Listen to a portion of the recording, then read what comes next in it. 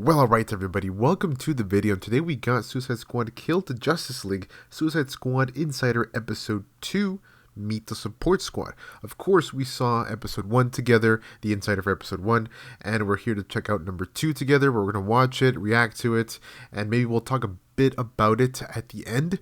But pretty much that's it, guys. So let's go ahead and watch the video and see what we think. Let's go. Awesome! Through conversations with our team, our voice cast, and our playtesters, along with extended gameplay, we'll give you a preview of some of the amazing new possibilities we're excited about with Suicide Squad Kill the Justice League.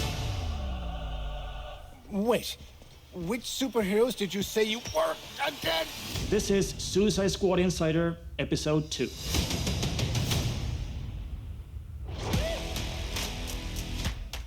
The RPG systems are the connective tissue inside of the game. Things like weapon customization, talent customization, things that really let players get into how they want their character to play.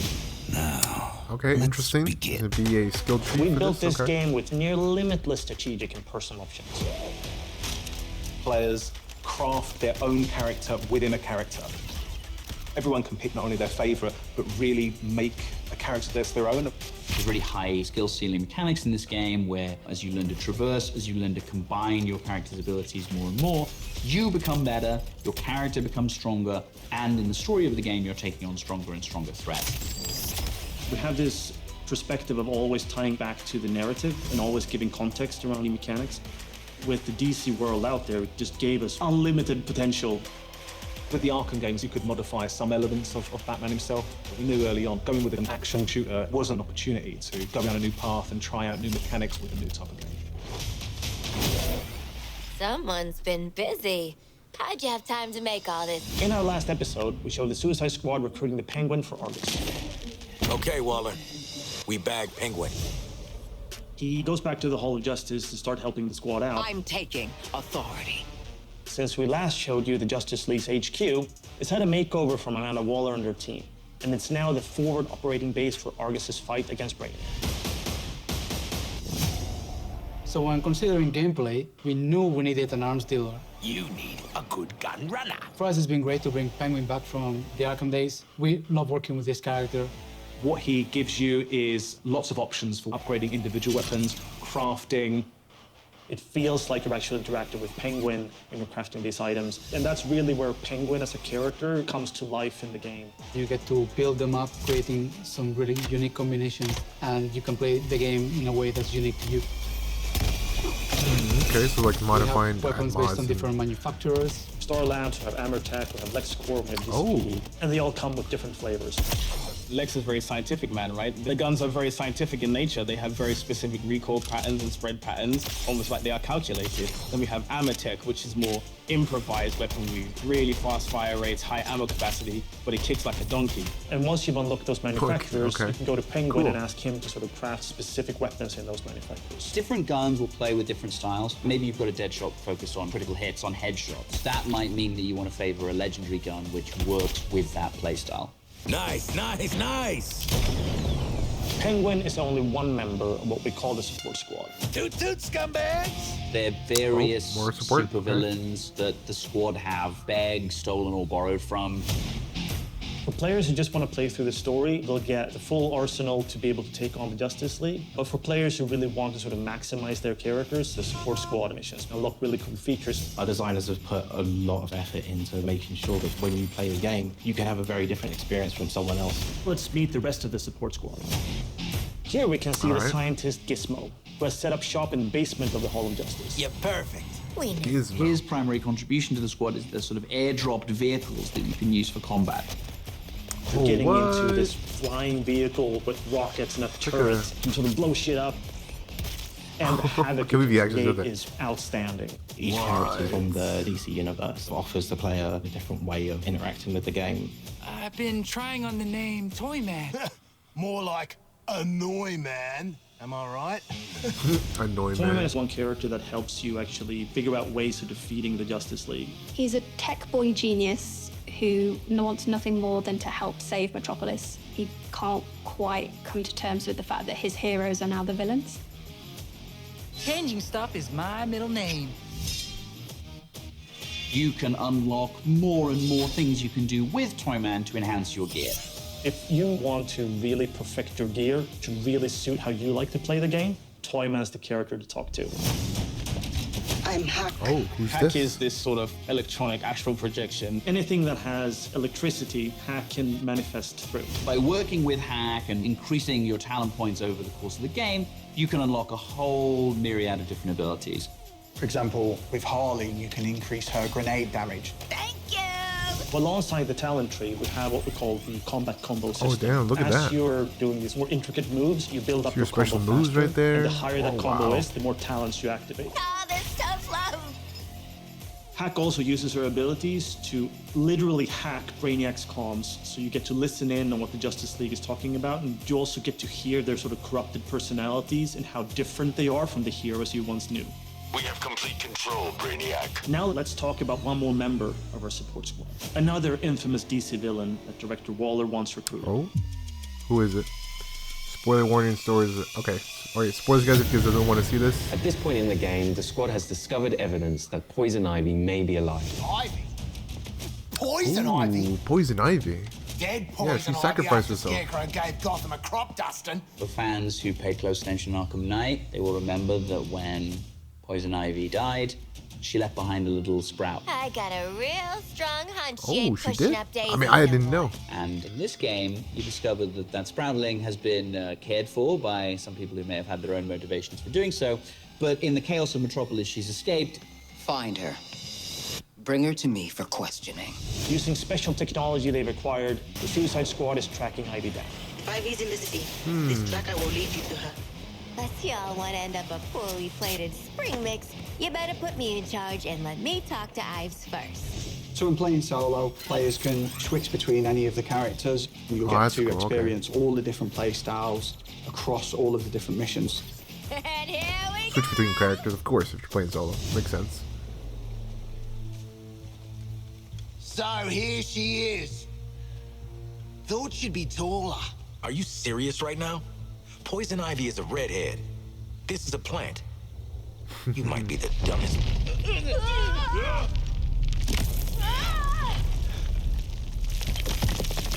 Yeah, because I mean, of course, she sacrificed herself in Arkham Knight. But I didn't know about the sprout. A little sprout. I didn't see it.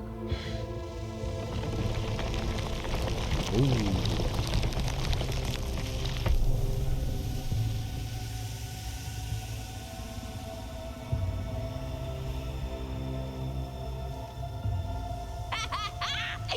There's my girl. Oh, she's tiny. She's young. She is not made of meat. Is this what you call a vegetarian option? I don't know you, but my pheromones remember you. Strange emotions. Tell me about it. Wasn't expecting you to come in fun size. You really don't know me? Harley and Ivy forever? In 10-story burning letters? Nope. Damn. Jeez. Lex Corp really did a number on you, huh, Red? He dressed you up in that outfit, too? No. I took it. When I broke out. He shut me in a room in his tower. If I worked on the things he wanted, I got a whole hour of sunlight every day. What did he want? Weapons, making them more effective against the alien invaders. You know, they're very susceptible to plant toxins. And I know all about plant toxins. We know. That's why they call you Poison Ivy. It's just Ivy, weirdo.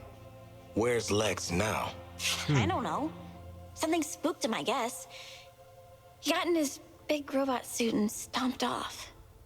Ooh, I know that look. Who you murdering? The corrupted things that are coming. All of them. They're poisoning the earth with their gross bodies. So I lured them here.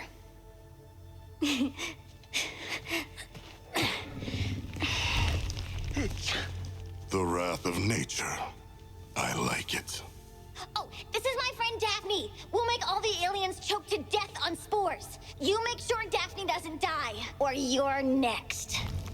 Waller, be advised Lex is AWOL in a power suit, and Ivy's an eco-terrorist middle schooler. Dead shot out. How'd we end up hugging a giant plant? I have allergies. Anyone care? Ah! No. Here's a brief look at the mission that follows your first encounter with Ivy. I mean, I like it. See I a like variety it. of A little custom different. builds and loadouts The Ivy we that draw on the power of usually, or DC we have builds. seen for a long time. Ivy's plans need protection. Split up your squad to attack from different directions. Our asses won't get kicked just standing Oh, here. let's get some gameplay here. Now go defend! Combat in this game revolves around 3 core pillars: traversal, gunplay, and melee. Someone like Deadshot can take a vantage point, can provide cover fire. What the? Little spin. You can find wild ways to upgrade your melee attacks. With the Great Suspender, a single boomerang can launch several enemies off the ground. A job worth doing right. Okay, what about Harley's melee? gun is from the Bane's Rage set. Landing a critical hit spawns a power-up that can infuse other weapons like grenades with Bane's Rage, What? The Venom? making them more powerful. Get the invaders off Daphne! Quickly! Those aliens pollute everything! King Shark's loadout here includes Black Mask's Bulletstorm and the Heatwave's Molten Shield to Oh, synergize. Black Mask. He has triggered the Bulletstorm effect, which means that he's now immune from damage thanks to the Heatwave's Molten Shield, making this a perfect opportunity to get in close. Nice, I like that. That's cool. This Yeah, mission game- is game where we looks really introduce good. afflictions, elemental attacks from Ivy's plants that draw on the powers of different DC villains. Use an affliction to freeze your enemies before you deliver an explosive finale. Alright, nice. They saved it. They saved your plants. Have you secured Ivy? Yeah, kind of a funny story. Although she doesn't remember her old life, Ivy is still a deadly expert with toxins, and she can offer your builds an interesting new feature: afflictions. The results are so neat. When you manage to recruit her, she comes back to the Hall of Justice as kind of like a loose cannon, precocious toddler who also has terrifying genetic engineering powers. Then we introduce the concept of afflictions. Players can apply these afflictions to their melee weapons, their grenades, so they can mix and match different things for the encounter. And each affliction ties back to a DC character. So we have 4 afflictions. Diablo Blaze sets people on fire, burns them over time. But you can't shield harvest them. We have Deep Freeze, freezes people. You can shatter them with your Of course, like guns, Mr. but they are Freeze. pretty resistant to melee damage. They won't drop ammo when they die. At any point, you can have up to 2 What? different elemental afflictions, then add in the 3 other players. So what you've got there is lots of different ways to engage with enemies. That is true. Different combinations. I like that. The fight is far from over. So at Rocksteady, what we sort of pride ourselves on is investigating how players play. Do they get the language that we're trying to create? We had an amazing opportunity to get a group of proper gamers from the community involved in the development process pretty early. Some of the characters, the mission types during the story, I'd definitely say this has got a Rocksteady stamp on it. The experience of Suicide Squad Kill the Justice League is really fluid, really smooth, it feels really polished. It's chaos, but in a good way. It's very It does look fast pretty and very polished, momentum actually. based. And I think there's a lot of verticality to it. No other game that makes you feel so free and powerful. Yes! You also have this deep building of your character with a more superhero twist. For example, I kind of gravitated towards Deadshot because I'm a big fan of shooting guns and big crit builds. You can use the juggling mechanic to get 100% crit chance, and then from there, do big damage. The knowledge that we gained, seeing players explore the mechanics, it gave us like a little taste of what it's going to be like when we got like a bigger community to share the game with. Now listen, how about a team up? When the studio made the Arkham series, we were very much focused on single character, single perspective. And with this game, we saw that opportunity to get the community more involved. For us, it was about expanding and enhancing into something new and different. And we wanted this experience to be shared with more than just one person. One of the coolest experiences in the game is when you're playing with friends and each character can tackle the problems that you're facing together differently. You are learning how to overcome challenges together. All these characters are geared up to be able to complement each other. Because each of them is moving Oh, differently, look at Boomerang, sometimes man. another character might come in from a direction you don't Brain up expect. the- You can create brain up unintentional buildings. cinematic moments with your friends. When you really are in sync with your squad, it's such a special feeling, and I think something I haven't experienced in any other game. Multiplayer is new for the studio, but it's super Oh, exciting yeah. because we get to see Rocksteady hallmarks of story-driven game, but from multiple perspectives, and getting to share that with your friends is pretty unique. We hope you enjoyed episode 2 of Suicide Squad Insider. Phew, All right. I need a smoke. I need more therapy. In our next episode, we'll take a look at what you can expect from our game after launch. This is the biggest cinematic Oh. experience that Rocksteady has ever that's created, exciting. with more hours of cinematic cutscenes than ever before. But I think we leave the setting of our story open enough that for post-launch content, players will be excited to come back and find out what we're going to do next. You, want to talk about it? Know what, Quinn? I do. I don't think does. players are ready for the new playable characters they're going to Nice. get, or even the places they're going to get to take them. This game is much bigger than the world of the Suicide Squad. Rocksteady will continue to build on the story. We're delivering you a full game, but for those that want to go further, we're going to have lots of new updates that are free to our players, and we really want to engage with our community to give them new experiences regularly. At the end of the game, everyone goes, wow, this was a hell of a ride. Let's play again. Oh, okay. Damn. That's episode 2, guys. Let me know in the comments below what do you guys think or what are you guys' thoughts about it. I want to stop here just for a second. Just a quick talk here about the whole video, because there's a lot to unpack. What surprised me the most, personally, I mean, of course, Ivy's back. That's awesome. I love that. And the gameplay looks very smooth, it's solid, and it looks fun. It looks really fun. I can't wait to play cooperatively. But I wanted to stop here just because I wanted to check out the HUD. That really surprised me. So the D-pad on the bottom right of the screen, you can see there's like, I guess, emotes, you know, there's ping system, there's a radar system, of course, the scanning, you know, radar/scanning. There's some quotes, I guess, or just lines you can say to communicate with your teammates. If there's no mics, I guess.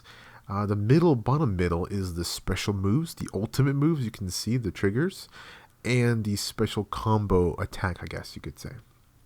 The bottom left, you have the punch. She has like a melee, or I think that's a grenade with B or circle. Right trigger R2, I think that's the bat. So just like that's your basic attack, the bat. And then, of course, switching between triangle or Y, you use the main weapon, which in this case she has her pistols. I guess her dual-wield pistols, just pistols in general. And she can grapple. I don't know what the grapple, I guess, would be square or X. I think that's the grapple, I think. Or R1. But yeah, it looks good. It looks good, guys. Let me know in the comments below. Again, what are you guys' thoughts? And I mean, it looks great. It looks great, guys. But the only issue I would say is, I don't want to say this, is that when they said about future content and stuff like that, there's still going to be, you know, currencies and a whole shop with this and everything else that comes with, you know, a normal free-to-play game, I guess, because they're just throwing, this will cost money, of course, like 60, 70 bucks most likely. But it will come with extra content. Of course, we have to pay for it extra, you know, makes sense. But not just that, there's going to be, like I said, real life money currencies. Now, that's going to be not an issue, but that's something that people are like, what? Really? But also skins. I think skins, I think they're going to go the MK1 route. Where I'm trying to get at is boosts, you know, like maybe XP boosts, because look at the top left of the screen, you can see this says XP, so maybe there's XP boosts in this game. There could be maybe like, I guess the currencies, like I said, there's many different currencies. There's going to be a battle pass system, so of course you're going to pay for the battle pass and certain rewards, like I said, mainly skins, I would say. Yeah, so, I mean, there's going to be a lot of content in this game for them to provide for us, whether it's going to be either free or we're going to actually have to pay for it. So we'll see what happens, guys. But overall, the aspect, the look of it, the gameplay, the characters, the writing, the jokes, and everything else, the how polished this game is. It's very polished. You can see they took their time. Of course, the game was supposed to come out this year. I think it was like June of this year, but they pretty much a whole year almost. And it looks good. Again, it looks good. I'm excited to play as, I want to say Harley, but I think Captain Boomerang might be really fun to use. I know a lot of people might choose Deadshot. Maybe King Shark. King Shark looks really good too, not gonna lie. A lot of different combinations with the different abilities and modifications to your weapons. That's going to be a thing which I think is great. I think that's going to be a lot of fun. And I'm excited. Can't wait for this to come out. It does, I mean, I'm just throw this out there, guys. It does release 2 days before my birthday. It's amazing that it is, that they chose that date. I'm excited. Can't wait for this one to drop, guys. But that's just only the combat, the modifications, the support, and stuff like that, right? But, didn't even get to, but they're most likely they're not even going to show it until the full game comes out, and that is the boss battles, guys. We don't know anything about the boss battles yet, whether like Superman, Flash, Green Lantern, Batman, Wonder Woman, lots of heroes to fight, you know. And are they the only bad guys we're going to fight? Maybe there's other bad guys. I know there's the minions, of course, obviously, the waves and waves of them, but maybe there's other side villains, side mini bosses, who knows. So that's very exciting to look forward to. And yeah, that's it, guys. That's it for episode 2. We'll check out episode 3 whenever that drops. And I'm excited to check out episode 3 because I want to see what they're going to talk about and what they will share, what's coming in the future. So, but yeah, that's it, guys, for the video. If you guys did enjoy it, press the like button, guys. I like as always, appreciate it. Thank you guys for checking this out with me and watching and reacting with me. Let me know in the comments below what are you guys' thoughts overall about the Suicide Squad Kill the Justice League.